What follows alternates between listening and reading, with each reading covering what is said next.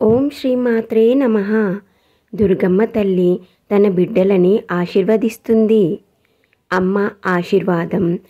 అమ్మ బిడ్డలందరిపై ఉండాలని వేడుకుంటూ కోరుకుంటూ అమ్మ పాదాలకి కోటి కోటి ప్రణామాలు చేస్తూ అమ్మ చెప్పే సందేశాన్ని మనమందరం ఇప్పుడు విందాం.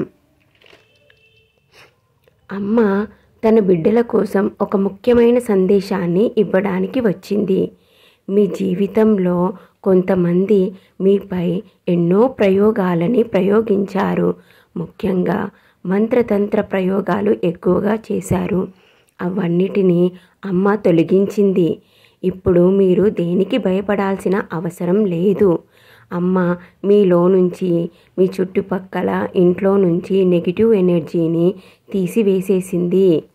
నేను ఇప్పుడు చెప్పేది శ్రద్ధగా విను. ఇంట్లో ఎప్పుడూ దీపారాధన చేస్తూ ఉండండి.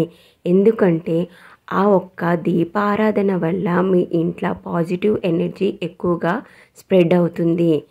అమ్మ ఎందుకు అందరినీ దీపారాధన చేయమంటుందంటే ఆ వెలుగుతో ఇంట్లో ఉన్న చీకటి వెళ్ళిపోయి మీకు మంచి జరుగుతుంది.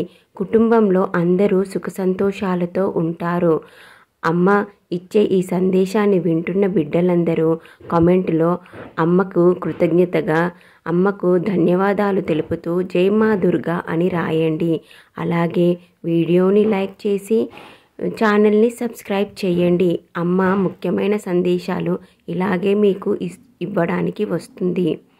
బెల్ గంటని ఎప్పుడూ ఆన్లో పెట్టుకోండి. అమ్మ చెప్పే సందేశం మీకు వెంబడే తెలిసిపోతుంది. ఇంకా ఏంటంటే మీ చుట్టుపక్కల ఉన్నవారిని గుడ్డిగా నమ్మకండి. ఎందుకంటే ఎవరు మంచివారో ఎవరు చెడువారో మీకు తెలీదు. అందుకని జాగ్రత్తగా ఉండండి.